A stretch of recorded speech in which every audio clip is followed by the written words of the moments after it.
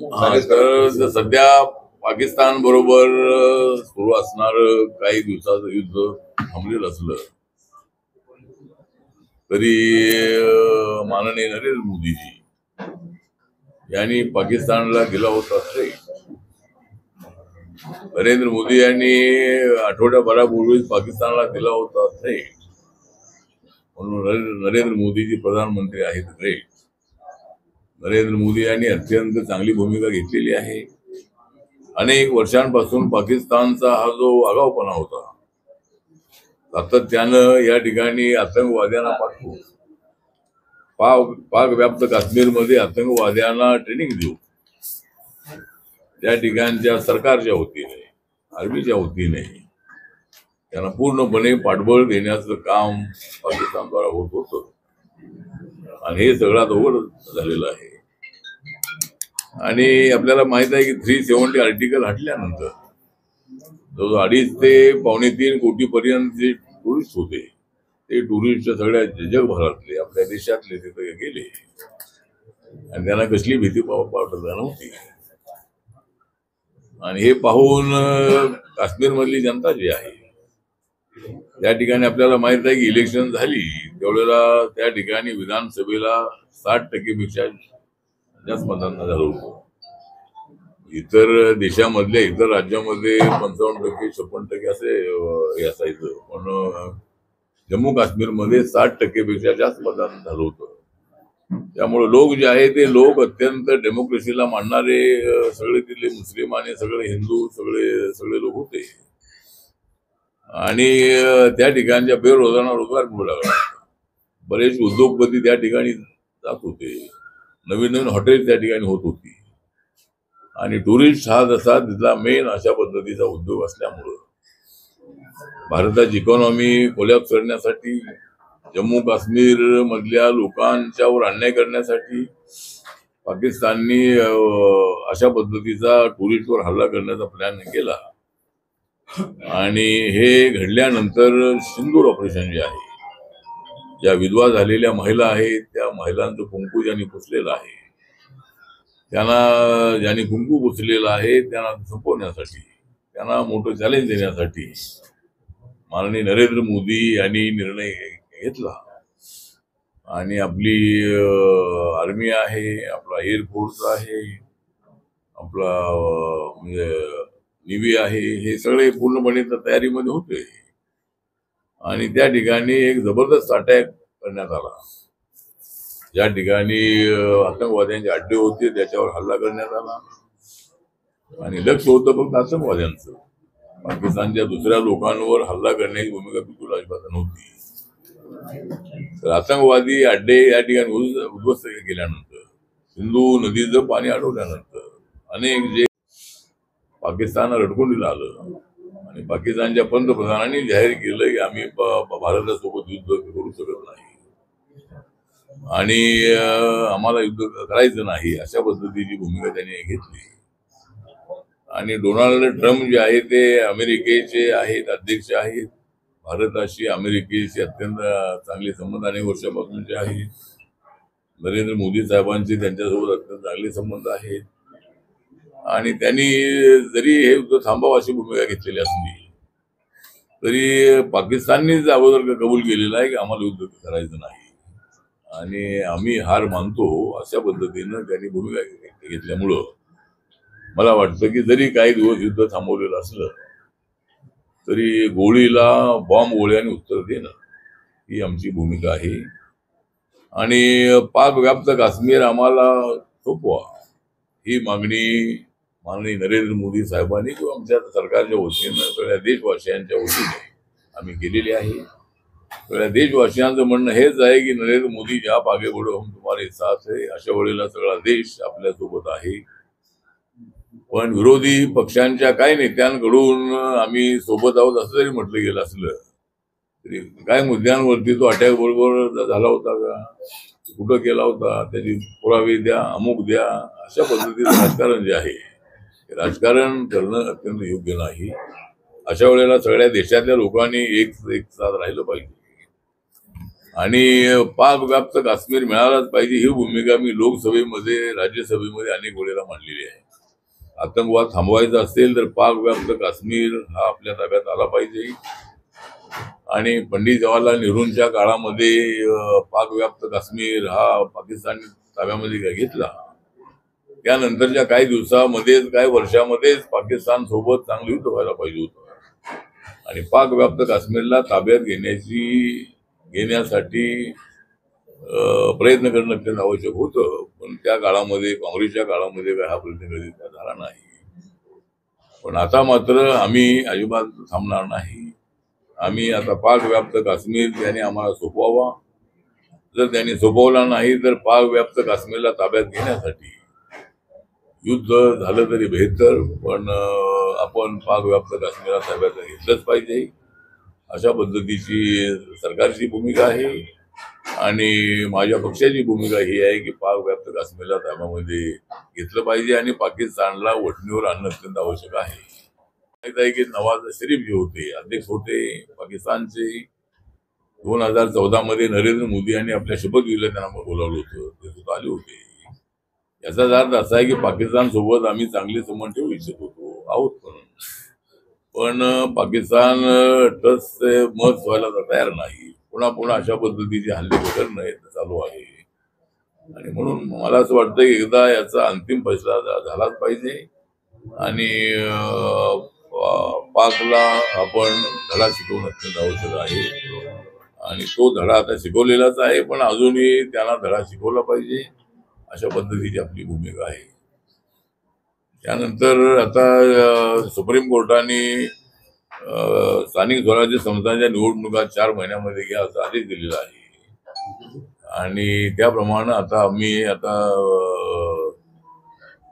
ज्या लोकल बॉडीच्या निवडणुका आहेत त्याच्या तयारीला लागणं अत्यंत आवश्यक आहे.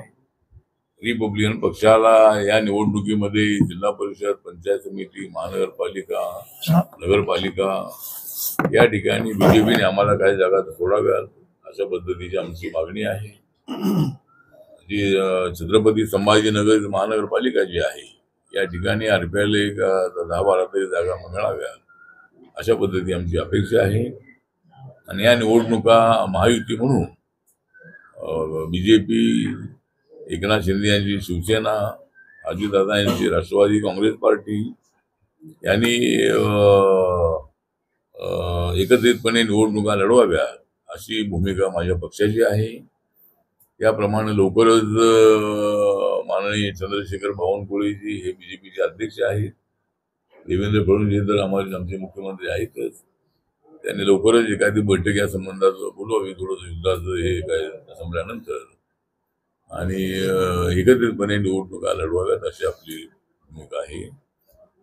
आणि अनेक महानगरपालिका, जिल्हा परिषदा जिंकण्याची आमची पूर्णपणे आम्ही तयारी करणं अत्यंत आवश्यक आहे.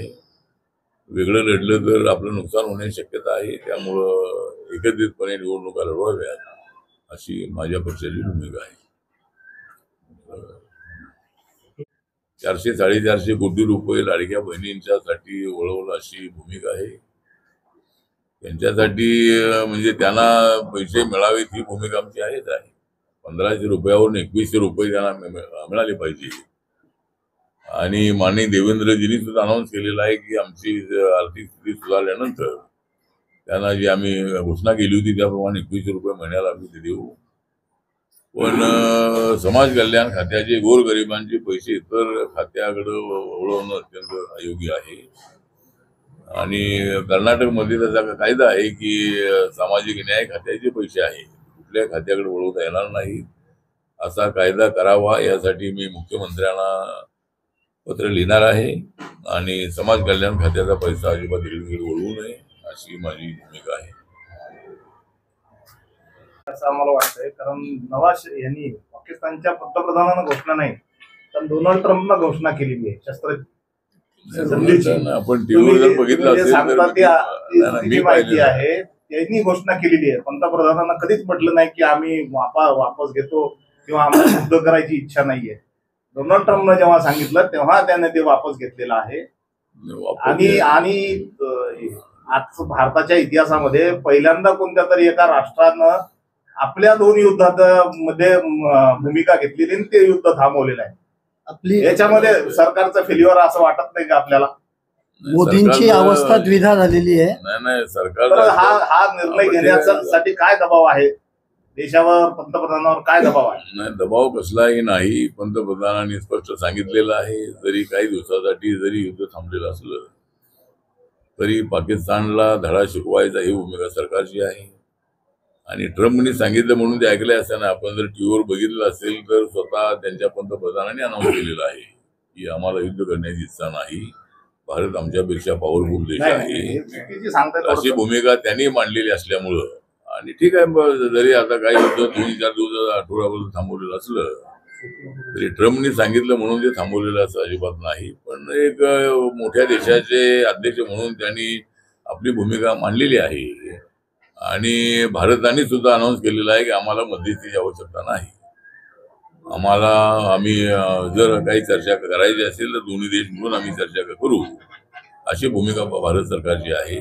त्यामुळे आम्ही काय त्यांनी सांगितलं म्हणून माघार घेतलेली असं नाही. सध्या जी युद्धबंदी घेतलेली आहे त्याचा निर्णय लवकर घेण्यात यायला असं वाटतं, कारण की आपल्या तिन्ही आर्मी, नेव्ही, एअरफोर्सनी भरपूर मोठा अटॅक केला होता.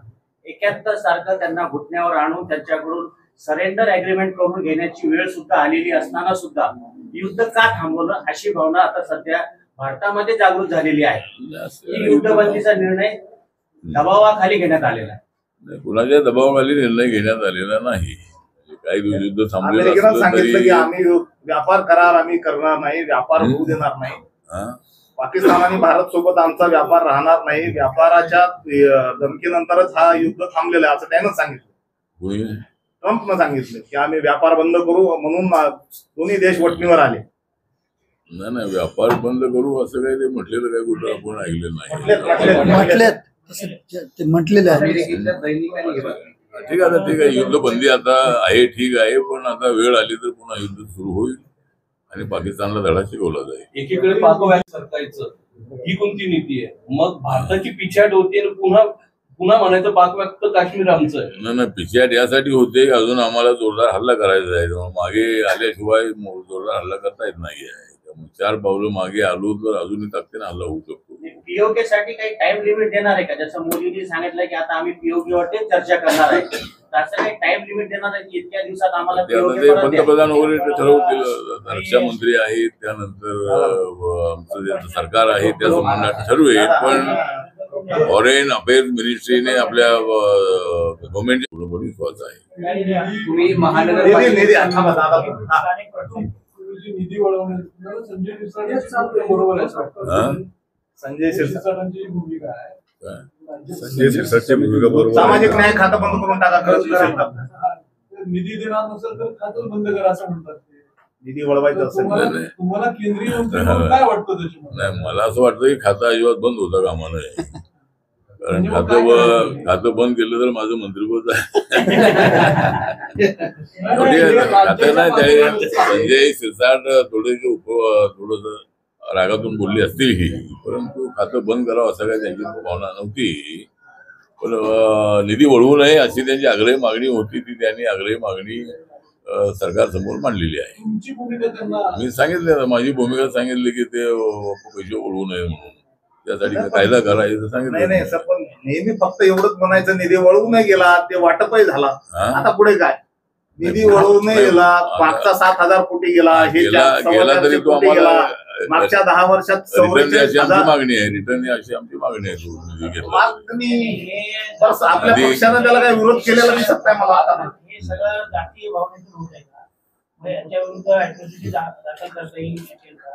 पण वारंवार समाज कल्याण आणि आदिवासी यांना यांचाच निधी का वळवला जातो? जलसंपदाचं घ्यावं ना. गावळं जातो ते मुख्यमंत्र्यांना विचारावं तुम्ही विचारलं पाहिजे. नाही, आम्ही विचारतो ना. तुम्ही सरकार आहेत ना, तुम्ही त्या सरकारमध्ये आहेत आम्ही ना. विचारतो ना. ही दुसरी पत्रकार परिषद आहे. मागच्या आपण आम्ही पत्रकार परिषदेला आपण म्हटले होते आम्ही सांगितलेलं आहे की पत्र वळवणं लिहून योग्य नाही. निधी मागच्या वळवणं पत्रकार योग्य परिषदेला नाही. आपण म्हटले होते की आम्ही मुख्यमंत्र्यांशी बोलू. नाही, बोललो ना. हे दुसरी पत्रकार आहे. अजून नाही, तुम्ही म्हणता पत्र लिहू. मुख्यमंत्र्यांशी आपण बोललेलो आहोत आणि निधी वळवता कामाला ही भूमिका मी अनेक वेळेला मांडलेली आहे. तरी तो वळवलेला आहे, गव्हर्नमेंटचा निर्णय चुकीचा आहे.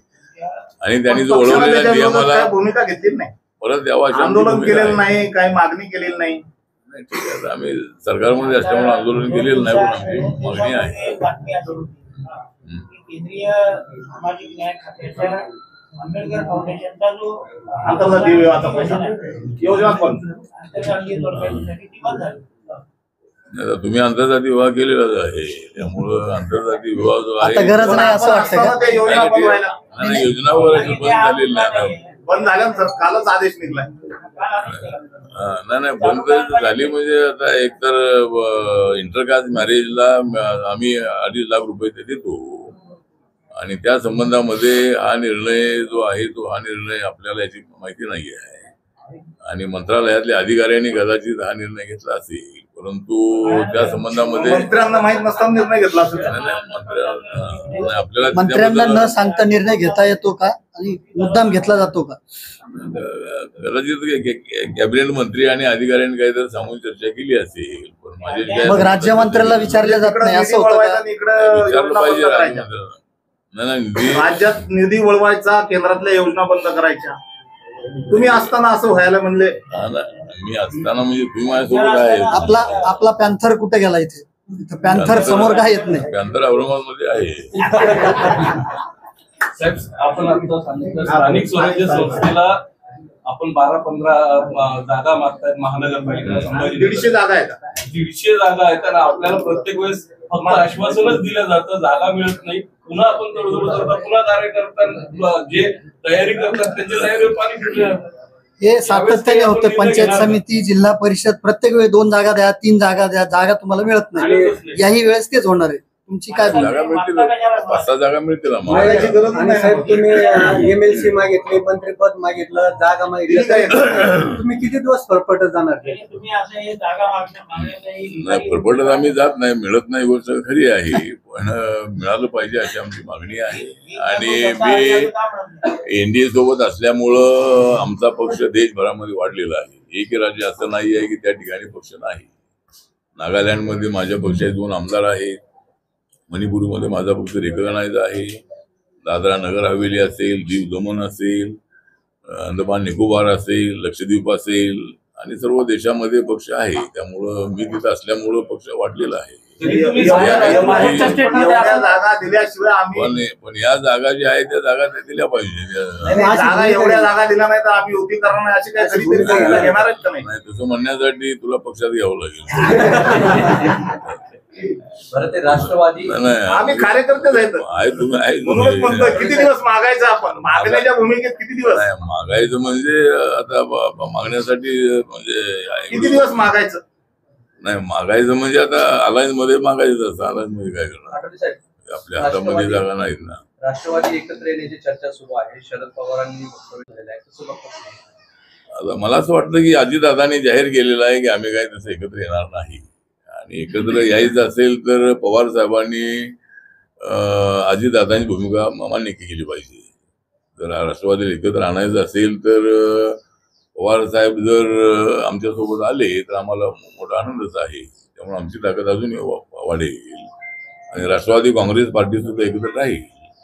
अजितदादांचं म्हणणं हेच होतं की पवार साहेबांना की तुम्हाला शिवसेना चालली तर बीजेपी का चालत नाही, त्यामुळं शिवसेने बरोबर तुम्ही अलायन्स ठेवता उद्धव ठाकरेंसोबत. तर त्यामुळे त्यांच्यामध्ये मतभेद झाले आणि अजितदादा हे आमच्यासोबत महायुतीसोबत आले. तर आता दोघांमध्ये या विषयावरती जर वाद आहे. पवार साहेबांचं म्हणणं आहे की मी तर जाणार नाही. पवार साहेबांना माझं सांगणं हेच आहे की मी सुद्धा पूर्वी असंच म्हणतो तुम्ही जाणार नाही, मी गेलेलो आहे. त्यामुळे आपण हे देशाच्या भल्यासाठी विचार करायला हरकत नाही. देशाच्या कल्याणासाठी, शेतकऱ्यांच्या भल्यासाठी जॉर्ज फर्नांडिस असतील, त्यानंतर नितीश कुमार असतील, शरद यादव असतील, ममता बॅनर्जी असतील, नवीन पटनायक असतील, DMK असेल, अशा अनेक पक्षाच्या लोकांनी अटल बिहारी वाजपेयींच्या काळामध्ये NDA मध्ये ते सामील झाले होते. त्यामुळं आपला विचार तर आहेच. आम्ही जर आता BJP सोबत असलो तर आम्ही काय सगळी त्यांची भूमिका स्वीकारली असं नाही आहे, परंतु आम्ही डेव्हलपमेंटसाठी आम्ही त्यांच्यासोबत आहोत आणि त्यामुळं मला वाटतं की कॉमन मिनिमम प्रोग्रामवरती असे अलायन्स असतात. त्यामुळं पवार साहेबांनी ही भूमिका घेतली मोदींसोबत येण्याची. मोदी साहेब जर म्हणाले की मी तर शरद पवार माझा नेता मानतो आहे, ते चांगले अत्यंत मोठे चांगले नेते आहेत अशी त्यांची भूमिका त्यांनी पूर्वी मांडलेली आहे. जोपर्यंत पवार साहेब इकडे येत नाही तोपर्यंत राष्ट्रवादीमध्ये ऐक्य होणार नाही. जर ऐक्य व्हायचं असेल तर एकतर अजितदादांना आम्हाला सोडून जावं लागेल, पण अजितदादा काय आम्हाला सोडणार नाहीये. काय सोडणार नाही तर आम्ही त्यांना तर सोडणार नाहीये. त्यामुळे अजितदादा आमच्या सोबत आहे. शेतकऱ्याची कर्जमाफी कधी करता? हा, शेतकऱ्याची कर्जमाफी आपण शेतकऱ्याच्या हितासाठी गेले. आता शेतकऱ्याचे आज विधानसभेत आश्वासन दिलं होतं आपण. नाही दिलं होतं ते मुख्यमंत्री डेप्युटी मुख्यमंत्री बघतील त्याला. एकीकडे दोन्ही राष्ट्रवादी एकत्र येत आहेत, दोन्ही गट. राज ठाकरे उद्धव ठाकरे एकत्र येण्याची हालचाली चालू आहेत. सगळे आंबेडकरी गट एकत्र येणार आहेत का? आता नुसती चर्चाच असते प्रत्येक निवडणुकीला. आता राज ठाकरे आणि उद्धव ठाकरे सुद्धा एकत्र येतील असं मला वाटत नाही. जर राज ठाकरे व उद्धव ठाकरेंबरोबर एकत्रित आले तर महाविकास आघाडीमध्ये फूट होईल आणि काँग्रेस पक्ष काय राज ठाकरेंना मान्यता देणार नाही. त्यामुळे ते दोघे एकत्र येतील असं वाटत नाही. आले तरी त्याचा आम्हाला महायुतीला फायदाच होईल. तर उद्धव ठाकरे राज ठाकरे एकत्र आले तर राज ठाकरेंच्या माध्यमातून काही तेवढी मतं मिळत नाही ते आपण बघितलेलं आहे. त्यामुळे दोघे एकत्र आले तर महायुतीचा जास्त फायदा होईल असं माझं मत आहे. दोघांनी एकत्र यावं अशी माझी भूमिका आहे. आणि आंबेडकरी नेत्यांनी जे आहे जसं उद्धव ठाकरे आणि राज ठाकरे एकत्र येत असतील तर बाळासाहेब आंबेडकर आणि मी आणि सगळ्या आमच्या नेत्यांनी एकत्र आलं पाहिजे. पण आता मी अनेक वेळेला भूमिका मांडलेली आहे, पण सगळे नेते काय त्याला ऐकायला तयार नाही आहे. आणि मुख्य बाळासाहेब आंबेडकरांनीच लीड घेतलं पाहिजे. आणि ते जर तयार असतील तर माझी तर तयारी आहे. म्हणजे त्यांच्या अध्यक्षतेखाली मी अनेक वेळेला भूमिका मांडलेली आहे. आणि त्यासाठी कोणीतरी प्रयत्न करावा. ज्यांना ऐक्य हवा आहे त्यांनी प्रकाश आंबेडकरांचं मन वळवावं. मी तर सोबत आहे. जो निर्णय पक्ष घेईल तो निर्णय मान्य करण्याची माझी तयारी राहील. मला काय माझं मंत्रिपद एवढं महत्वाचं नाही. मी आता 8-9 वर्ष मंत्री मी आहेच आहे. त्यामुळे मंत्रिपदासाठी माझ्या मंत्रिपदासाठी मी इथं आहे असं अजिबात नाही. एक तर सोशल अजेंडा इकॉनॉमिकल अजेंडा घेऊन आपण त्या एनडीए सोबत आहोत. त्यामुळे जर बाळासाहेब आंबेडकरांनी जर मान्य केलं तर माझी तर तयारी आहे.